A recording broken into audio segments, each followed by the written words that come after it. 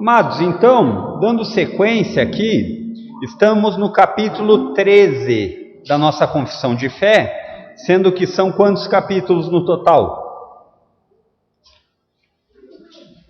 24 ou não? Ninguém sabe? Vai aí para o fim então.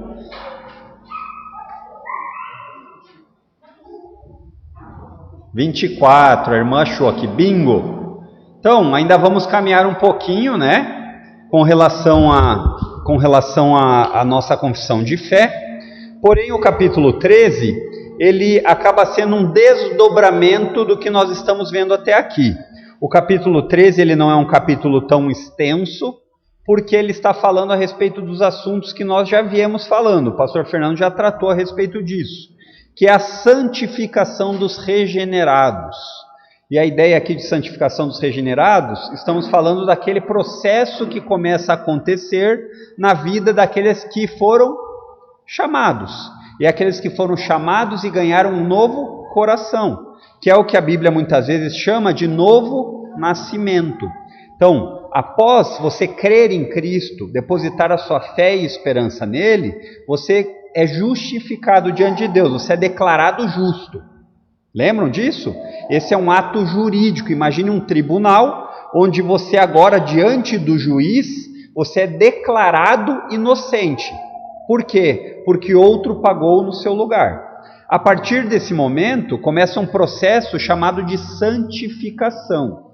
Tá bem? Então, o ponto 1 diz assim: cremos que ao nos regenerar, o Criador está criando novamente o homem interior, para atender o planejado e necessário estado de santidade que preparou para Adão. Então aqui nós vemos que Adão é o representante da humanidade num sentido. Adão deveria viver de uma forma que hoje nós vemos que ele não viveu. E sendo assim, esse processo desejado por Deus de santificação, de santidade, é algo que Adão deveria já ter vivido no começo. E aí ele diz assim, a nossa confissão: na regeneração, a santificação tem seu início, e por ela somos participantes da santidade divina, conforme a sua vontade. Então vamos por partes aqui. Então o que nós estamos falando nesse ponto 1 aqui é que o processo de santificação começa no momento em que você recebe o novo coração. E isso vem por meio da fé, que é pela graça. Não tem mérito nenhum de nós, não podemos oferecer diante de Deus nada para permutar, para barganhar, embora possamos tentar, mas não há. E aqui é importante que nós saibamos diferenciar. Quando nós falamos de santificação, os teólogos eles usam 3 aspectos da santificação que muitas vezes se misturam. O pastor Fernando já falou sobre isso nos outros pontos, que seria o seguinte: o primeiro estágio da santificação é uma santificação posicional. O que é isso? Posição. Diante de Deus, essa santificação posicional é a ideia de que nós estamos diante de Deus declarados santos. Ela se mistura aqui um pouco na ideia da justificação. Então isso acontece uma única vez para sempre. Não é dessa santificação, não é desse estágio de santificação que nós vamos falar. Essa santificação posicional, ela acontece no momento que cremos. No momento que cremos, vários benefícios nos são outorgados, por meio da fé e da união no Filho. A santificação que nós estamos falando aqui, ela é uma santificação progressiva.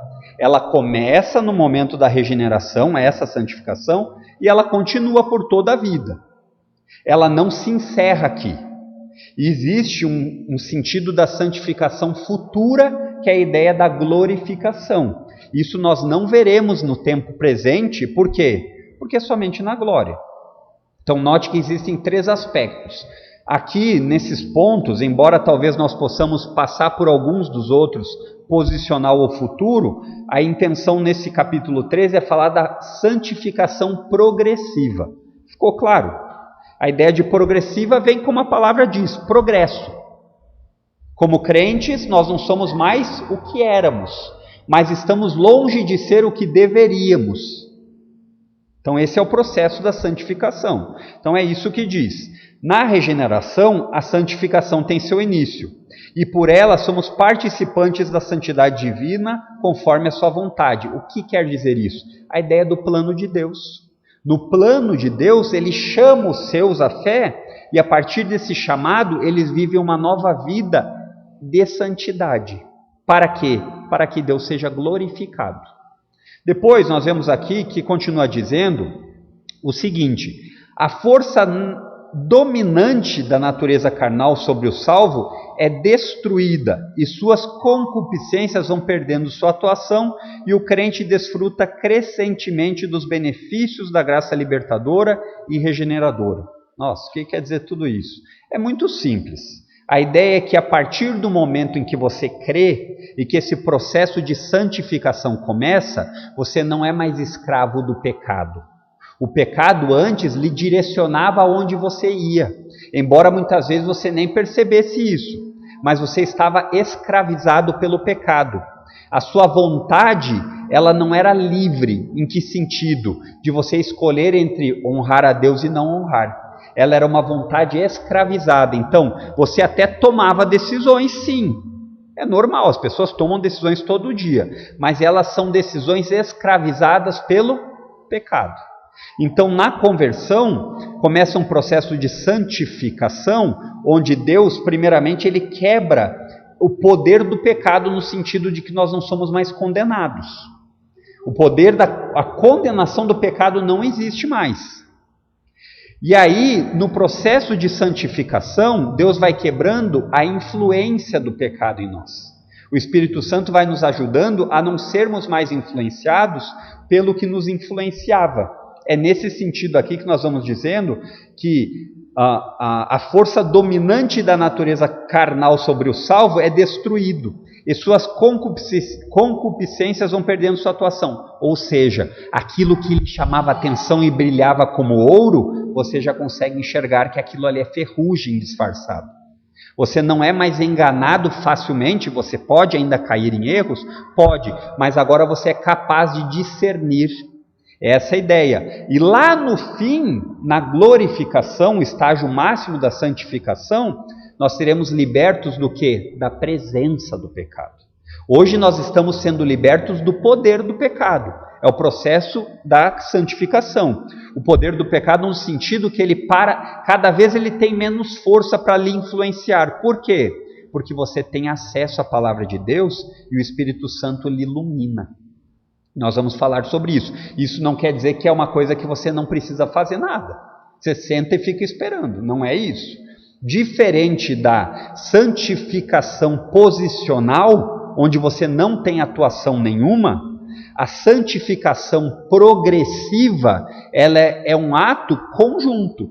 Em que sentido? Aqui nós não estamos falando de salvação. Você já foi salvo.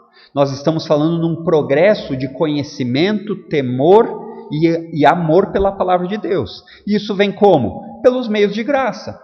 Oração, leitura da palavra, comunhão na igreja.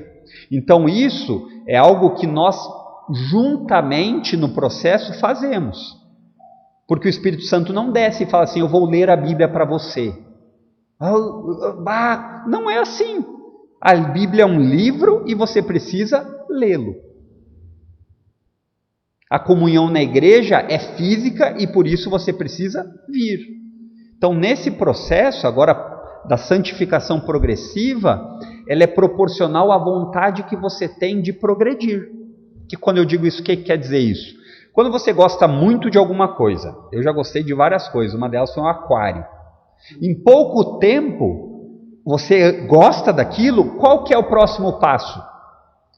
Ter desejo de conhecer, né, cada vez mais sobre o assunto, e ter desejo de cada vez estar mais próximo. Isso acontece em qualquer área da nossa vida. Pense aí você numa área que você gosta, que existem várias áreas. E quando nós sentimos prazer nessas áreas, aquilo não é mais o que? Uma obrigação que nos esmaga. Começa a ter prazer. Mas você precisa ter a procura, né? Então, a santificação progressiva, ela é proporcional ao quanto você deseja da Bíblia. Ela é proporcional ao quanto você deseja de boas companhias cristãs que lhe edifiquem, né? Então, proporcionalmente inverso é o contrário. Se você continua sem ler a Bíblia, se você continua sem procurar lazeres santos, em que sentido isso eu digo? Coisas que o Senhor aprovaria. Quando eu digo isso, eu não quero dizer para você que são só aquelas coisas com o subtítulo gospel. Não é isso, né? Existem bons filmes que não são evangélicos e são ótimos de ver, são obras-primas. Você pode ver eles, não tem problema nenhum. Mas quando eu estou falando aqui, eu estou falando na ideia de que você precisa melhorar as suas escolhas. E aí ele diz assim, que a força dominante da natureza carnal sobre o salvo é destruída e suas concupiscências, a luzinha que brilha lhe chamando, vai perdendo a força. E o crente desfruta crescentemente dos benefícios da graça libertadora e regeneradora. É assim que nós desfrutamos da vontade do Senhor. Eu queria fazer a vontade do Senhor. Aprenda mais sobre a Bíblia. Muitas vezes a gente acha que a vontade do Senhor nós vamos receber por meio de uma visão ou de um sonho.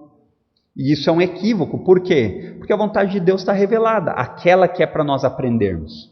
Porque existem coisas da vontade de Deus que são ocultas. E a essas pertence a Ele. Então, muitas vezes a gente pode se preocupar mais em conhecer a vontade oculta de Deus do que a vontade revelada. E isso é tolice, porque daí você vai tatear no escuro, perigoso. Vamos abrir aqui nossas Bíblias em 3 textos que falam a respeito disso. Abra aí em Romanos 6, dos versos 10 a 11.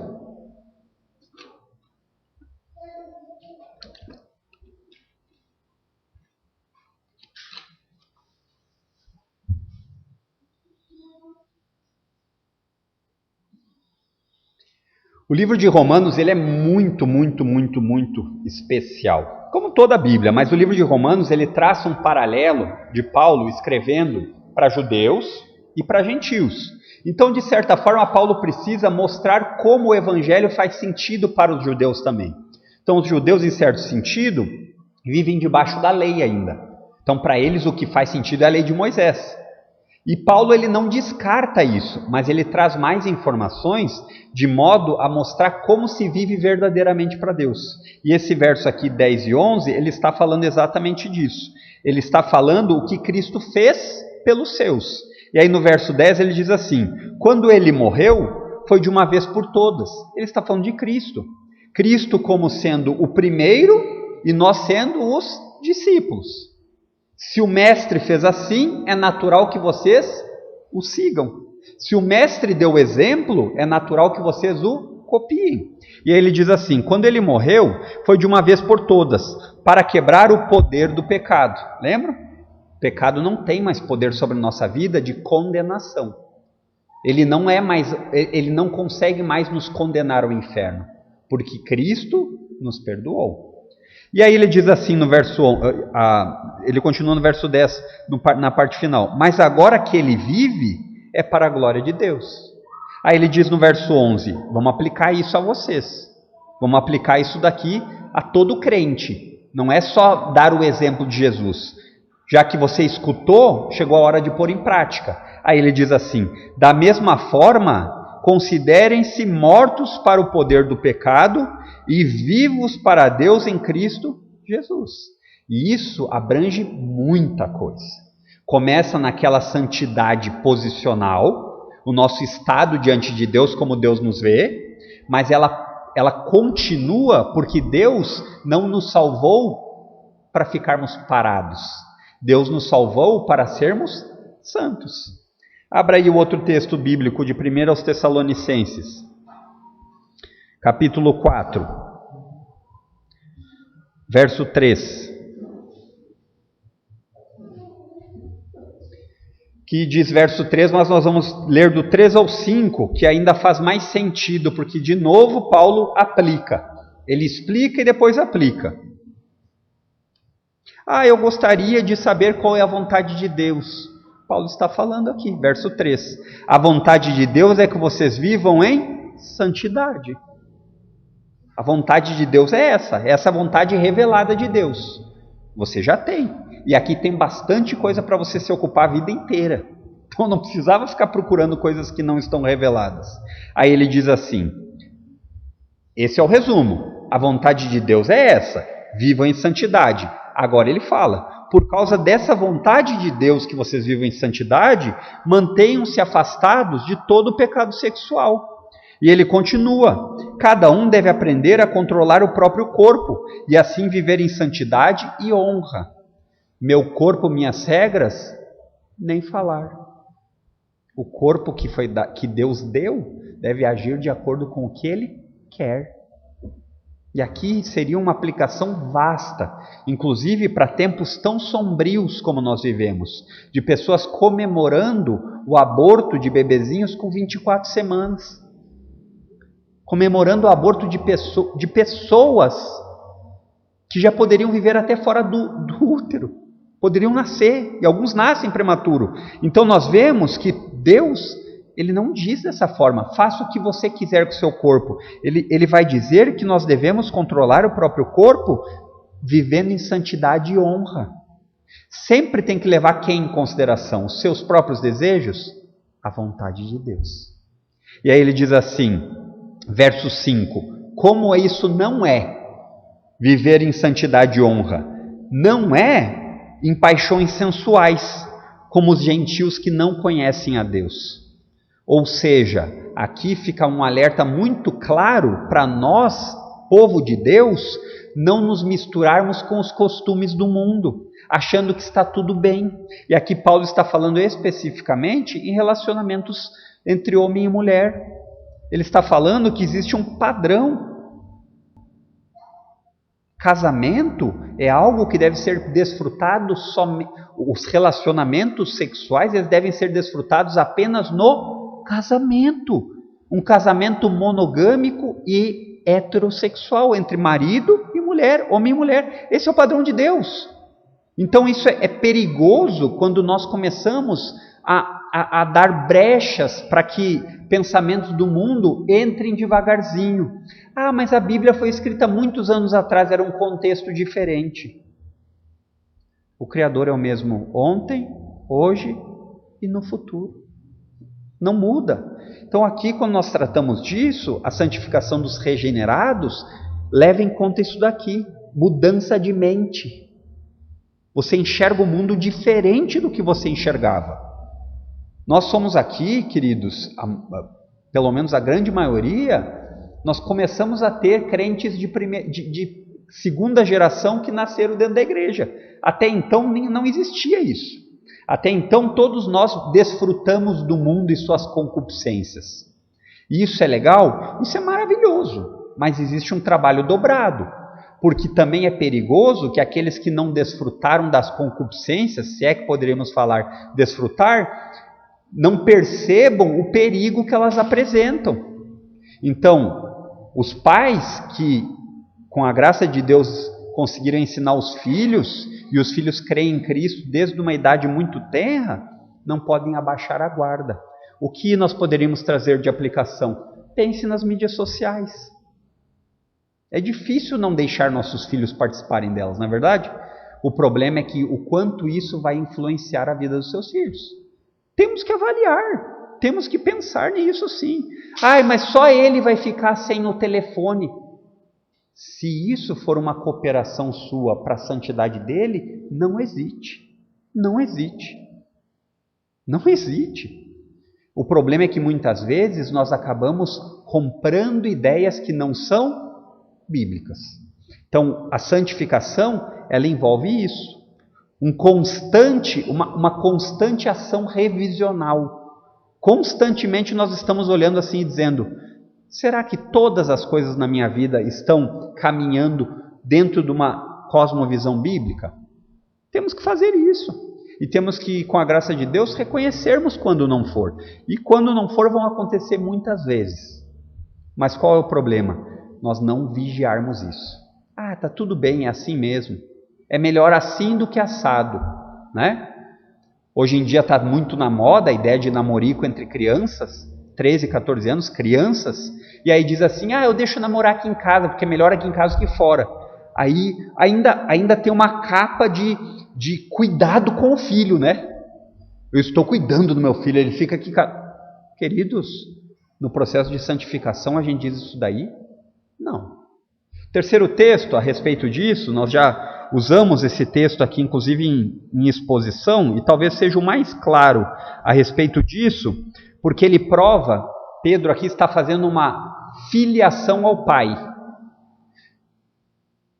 Parecido com o Pai.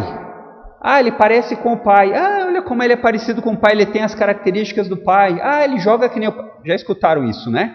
O apóstolo Pedro está fazendo algo bem parecido aqui. E ele está falando a respeito da santidade. Por que os crentes devem ser santos? Porque o seu Pai é santo. É isso que ele fala. Verso 13, do 1ª carta, capítulo 1. Portanto, preparem sua mente para a ação e exercitem o autocontrole. Nota que Pedro sabe que a mente precisa ser operante. Então, essa ideia que muitas vezes anda no mundo evangélico, de que nós não precisamos pensar, isso não tem base bíblica. Fecha os olhos e sinta aí qualquer coisa. Aí você sente um arrepio, porque de repente a música... Não é isso que Pedro está falando aqui. Pedro está falando, tenha consciência naquilo que você vai pensar. E ele diz, depositem toda a sua esperança na graça que receberão quando Jesus Cristo for revelado. A ideia de que nós vivemos com uma iminente esperança. Jesus vai voltar. E assim como mordomos que cuidam da casa enquanto o dono não está, nós devemos cuidar também da casa. E aí ele diz no verso 14, sejam filhos obedientes, não voltem ao seu antigo modo de viver, quando satisfaziam os próprios desejos e viviam na ignorância. Mais claro que isso. Pedro está dizendo assim, viver sem Deus é ignorância, é tolice, é burrice, e mais cedo ou mais tarde você vai colher os frutos disso. Aí ele diz assim, não façam mais isso, vocês faziam isso antes, agora que vocês creram em Cristo, não satisfaçam mais os seus próprios desejos, satisfaçam os desejos do seu Senhor.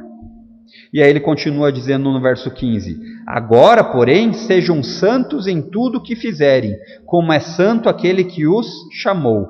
Pois as Escrituras dizem, sejam santos porque eu sou santo. Pedro evoca lá um mandamento, lá de Levítico. Moisés falando à nação de Israel, e ele liga ao povo de Deus como um só nesse sentido. Então assim, gente, isso não é opcional. Essa é uma característica que vai existir nos crentes.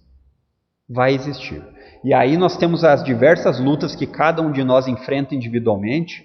Uns é com a língua muito comprida, de tão comprida, quando ela morrer, vai um caixão só para a língua. Tem isso daí. Outros são com os olhos, acabam não conseguindo muitas vezes controlar aquilo que assistem. Eu me lembro, irmãos, acho que uns 15 anos atrás, logo que eu estava caminhando na fé, me achando super maduro, o meu programa de domingo à tardinha era não ir na igreja para ver aquele Pânico na TV. Quando a igreja tinha 2 cultos, um era de manhã ou de tarde. Se eu fosse de manhã, eu estava livre, né? Então eu vou de manhã. E eu me colocava lá emprestando meus olhos para aquela podridão. O programa era ruim de roteiro, não tinha nada que acrescentasse, era ruim de visual, porque só passava coisa podre, e eu muitas vezes sentava lá e ainda ria. E hoje, lembrando disso no passado, eu digo, isso é literalmente o Salmo 1, né? Sentar nas rodas dos escarnecedores e ainda sentir prazer nisso. Então isso aí tem que ficar para trás. Pedro está dizendo aqui, aconteceu, se arrependa e siga em frente. Mas não continue vivendo como se isso fosse normal. Esse é o ponto. Aí chegamos no ponto 2 desse capítulo 13. Cremos que esta santidade se estenderá além da posição. A ideia de uma santificação não só posicional, mas progressiva. Em como os bons olhos de Deus nos vê. Mas também o mundo poderá confirmar a luz e sal que passamos a ser, exclusivamente pelos méritos de Cristo Jesus. Consciente, entretanto, que enquanto estiver nesse corpo, será um pecador e cometerá pecado. Muito simples. Não alcançamos o que deveríamos ter alcançado, mas eu não paro, eu prossigo para o alvo. Esse é o ensinamento do apóstolo Paulo. Ainda somos pecadores, num processo de santificação. Ah, mas então já que somos pecadores, vou viver de qualquer jeito. Paulo diz, de jeito nenhum, de jeito nenhum. Fica para trás a velha natureza. Então o ponto aqui é, o processo de santificação é a forma visível da sua eleição, que é invisível. Ah, mas quem Deus escolheu lá na eternidade passada? Não sei. Não sei. Mas a santidade é uma forma visível de ver algo invisível. Essa era uma das frases prediletas de Charles Spurgeon. Ele dizia, a santidade é a parte visível da eleição, que é invisível. Então, se você vive a sua vida como se, eu nem me importo, porque o que me importa é Deus, saiba do seguinte, Deus, Ele diz como você deve viver entre os homens. Em busca de santidade. Em busca de abandonar os velhos hábitos. E volto a dizer, cada um tem as suas lutas. E você vai ter lutas. Infelizmente, esse processo, ele muitas vezes é demorado e com certeza ele é longo. A não ser que ou o senhor volte antes ou alguém morra antes, né? Mas num processo natural e normal, ele é longo. Diariamente você precisa ficar lutando contra todo mundo. Não, contra si mesmo. Contra si mesmo. Então, muitas vezes, eu também me lembro que esse era um ensinamento muito comum na igreja, de dizer assim, é culpa do diabo. Isso é o inimigo que está operando entre nós. Pode até ser que seja em muitos casos, mas o ponto é, na maior parte, é o nosso coração enganoso nos levando aonde nós queremos.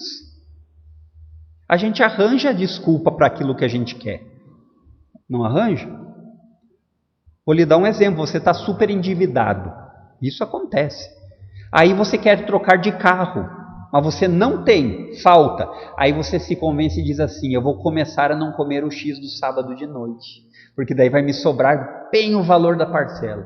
Em tantos meses, aí você faz conta, né? Para quê? Apenas para se auto-enganar. Porque você sabe que você não vai deixar de comer o X. Então, o ponto é, a santidade tem que ser visível. Não no sentido católico do termo, de que você faz para receber tapinha nas costas, o nome numa placa de rua, não é isso. Mas para que Deus seja honrado por meio da sua vida e você possa cada vez mais apontar para Ele. Vamos ler alguns textos aqui que falam a respeito disso? Abra em Gálatas, capítulo 5, verso 24.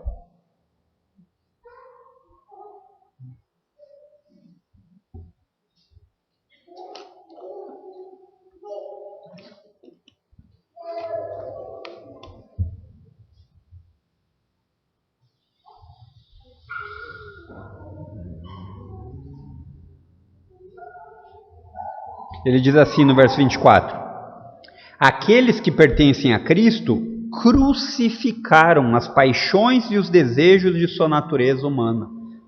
O Paulo faz com muita frequência esse contraste entre natureza humana com a ideia de uma natureza não regenerada. Não é, em algumas outras traduções ele vai falar os desejos da carne. Então não seja enganado por seitas que vão dizer que aqui a Bíblia está ensinando que o corpo é ruim, que você tem que só valorizar o espírito. Não, Paulo não está dizendo nada disso. O que ele está dizendo aqui é que a natureza humana, sem Deus, sem ser regenerada, ela segue um rumo. E agora nós que estamos em Cristo devemos seguir outro rumo. Outro rumo. Não o mesmo rumo que você estava. E é curioso como muitas vezes nós não pensamos a respeito disso. Abra lá em Romanos capítulo 7, verso 18.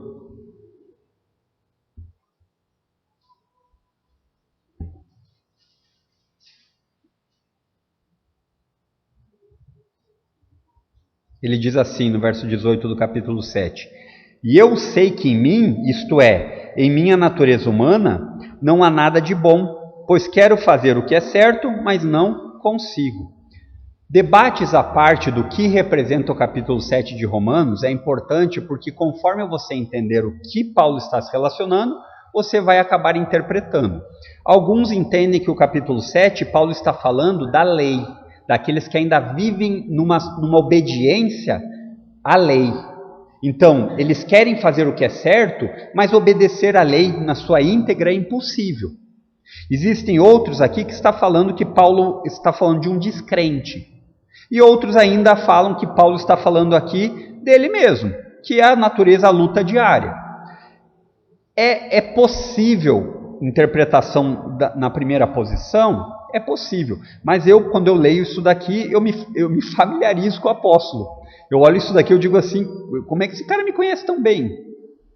Então, seja qual for o ponto aqui é que em Cristo os nossos desejos são mudados. E nós temos a capacidade, mesmo que de maneira imperfeita, lutar contra isso. Lutar contra a velha natureza. Pule lá para Mateus capítulo 5 agora, ou melhor, volte aí. Mateus capítulo 5, dos versos 13 a 16.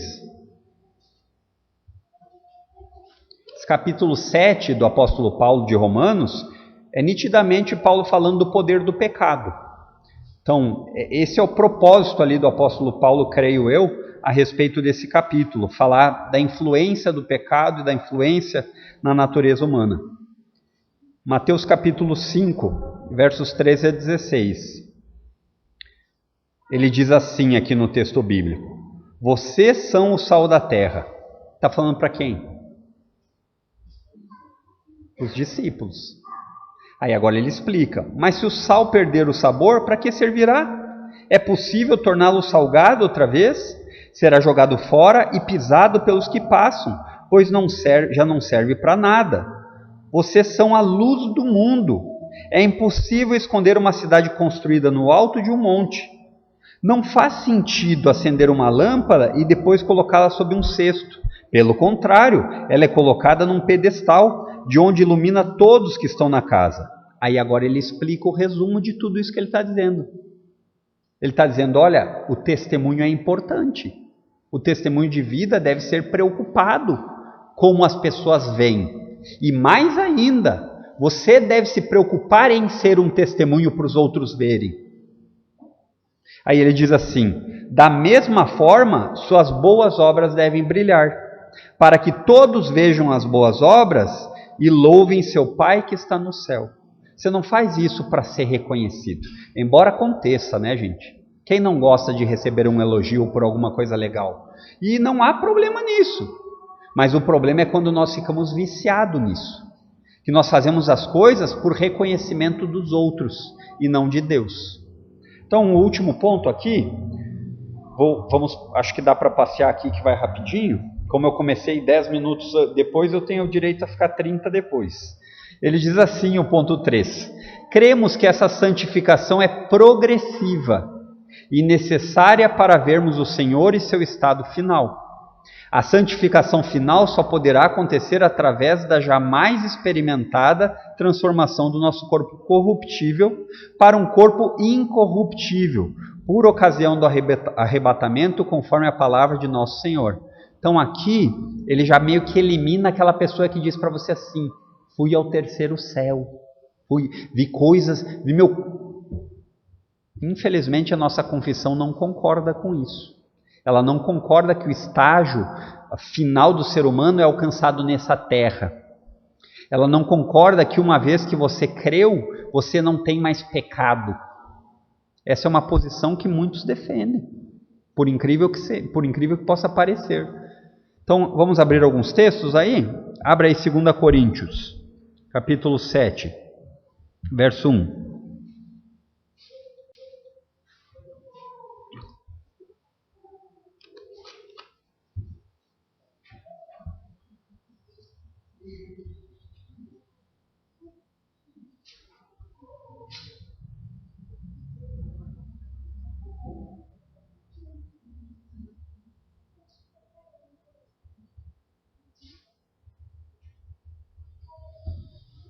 Ele diz assim: amados, visto que temos essas promessas, purifiquemo-nos de tudo que contamina o corpo ou o espírito, tornando-nos cada vez mais santos porque tememos a Deus. Regrinha básica. O que ele está falando? visto que temos essas promessas. Paulo, no capítulo anterior, ele falou sobre aqueles que pertencem a Deus, sobre não ter comunhão, luz e trevas, sobre a impossibilidade de andar os filhos de Deus com os filhos de Satanás numa boa. É isso que Paulo estava falando. E agora ele diz assim, já que é dessa forma, que temos tudo isso, e temos a promessa de que como filhos de Deus somos cuidados, guardados, e chegaremos até o fim, se purifique de tudo que contamina o corpo ou o espírito, tornando-nos cada vez mais santos porque tememos a Deus. Então vamos lá, o apóstolo Paulo estava falando em meio a um povo que vivia num porto, e cidade portuária, ela traz gente de tudo quanto é canto, mistura cultura, e era uma devassidão, prostituição cultural, existia uma prostituição em forma religiosa e tudo isso. Porém, nos nossos dias, é muito pior, na minha opinião. Por quê? Porque você pode ter tudo isso sentado no seu sofá, sem ninguém ver que você gosta de todas essas coisas. E isso sabe por que é problemático? Porque muitas vezes você vai guardar para si, e quando você guarda para si, que os seus irmãos não sabem, a situação pode piorar. A situação pode cada vez ficar mais obscura, e você cada vez se endurecer mais, achando que aquilo que você está fazendo não é problema. Isso é muito perigoso, irmãos. Por isso que nós precisamos diariamente fazer uma autoanálise. Quais áreas da minha vida eu consigo perceber que eu não estou santificando a mim mesmo e glorificando a Deus? É necessário. E é necessário porque muitas vezes a resposta não vai ser aquela que nós gostaríamos de escutar. Só que você consigo mesmo, você pode ser sincero, porque você não precisa ficar fingindo. Muitas vezes com o nosso irmão mais velho a gente finge, né? A gente finge, só fala versículos e tudo mais, mas queridos, juntos, para tristeza e para alegria. Você não precisa fingir que sua vida é um mar de rosas quando você está passando por dificuldades. Pelo contrário, vamos nos socorrer uns aos outros, é isso que a comunhão faz. Depois o segundo texto aqui, que é um texto clássico, que tem que ser gravado na sua mente, é um texto que vai falar a respeito exatamente disso que nós estamos falando. Hebreus capítulo 12, verso 14.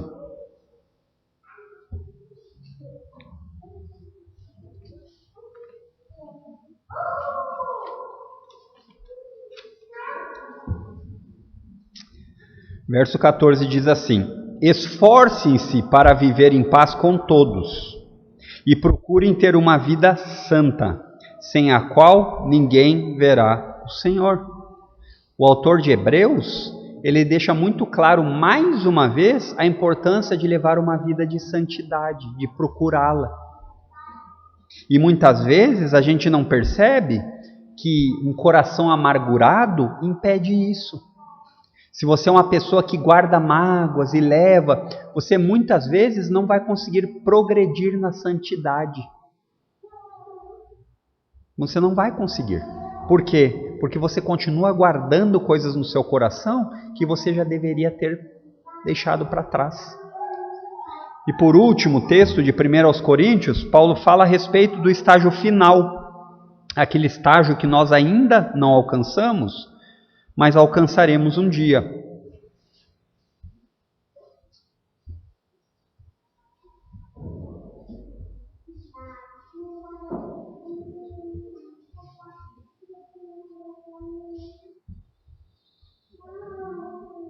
Esse capítulo aqui, Paulo vai falar a respeito do corpo ressurreto. E desses desdobramentos aqui ele vai falar a respeito disso. E o verso 51 diz assim: mas eu lhes revelarei um segredo maravilhoso. Nem todos dormiremos, mas todos seremos transformados. Acontecerá num instante, num piscar de olhos, ao som da última trombeta. Pois quando a última trombeta soar, aqueles que morreram ressuscitarão a fim de viver para sempre. E nós que estivermos vivos também seremos transformados. Pois nosso corpo mortal precisa ser transformado em corpo imortal. E aí ele continua dizendo e vai falar a respeito da morte que foi vencida de uma vez por todas. Esse é o progresso, essa é a vida de santificação. E essa vida de santificação, ela não deve ser feita de maneira isolada. Por quê? Porque é muito mais difícil, para não dizer impossível. Se fosse para ser isolado, Deus não teria dado à igreja. Deus não teria dado à igreja. Então aqui fica uma aplicação prática para os momentos que nós achamos que podemos viver sem igreja. Não conseguimos. Em primeiro lugar, porque é o mandamento do Senhor. É assim que o Senhor quer. Em segundo lugar, porque isso é importante para a nossa edificação mútua. Porque muitas vezes eu posso lhe ajudar em lutas que você tem, que eu já passei, e vice-versa.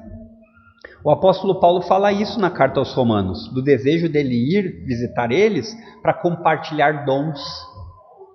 Então, queridos, finalizando aqui, desta forma rejeitamos a doutrina do crente carnal. Essa é famosa também. Qual é essa ideia? É a ideia que existem crentes mais imaturos e crentes mais maduros. Mas isso não é verdade? É verdade. Mas no seu centro, essa ideia aqui de crente carnal é que a pessoa pode continuar vivendo sem santificação, porque ela ainda não está nesse estágio. Isso não é verdade. Porque todo crente, mesmo que caminhe em passos lentos, ele deve estar num progresso. No caminho certo e num progresso. A ideia aqui do crente carnal é: Jesus é meu Salvador, mas Ele não é o meu Senhor. Essa é a ideia que eles carregam. Isso não existe. Aqueles a quem Jesus salva, ele se torna dono. Aqueles a quem Jesus não é dono, nunca foram salvos. E isso é importante que você saiba. E também o ensino metodista, que é aquilo que eu falei há pouco, de que quer dizer esse ensino? De que podemos viver sem pecar no tempo presente. Você já teve o exemplo, Jesus deixou o exemplo bem claro, o como você deve viver, e uma vez que você creu em Cristo, você pode copiar esse exemplo sem erro. Essa também não é uma verdade. Por quê? Porque por mais bonito que seja, por mais lindo que seja, isso não acontece. Isso não acontece. A Bíblia fala constantemente que esse processo de santificação progressiva, ele dura até o que o apóstolo Paulo falou, até o fim. Ou você morrer, ou você ser levado. Certo, queridos? Capítulo 13 era isso. Alguns dos irmãos têm alguma dúvida? De 10 segundos? Quase levantou uma mão ali, mas... Então tá bem. Então já que os irmãos não têm, eu dei oportunidade, hein? Depois não vão dizer que eu não dou oportunidade. Vamos orar então? Feche os olhos uma vez mais e baixe sua cabeça e oremos. Santo Deus, de fato, como filhos teus que somos, porque estamos unidos no teu Filho, queremos te pedir que o Senhor nos ajude nesse processo de santidade.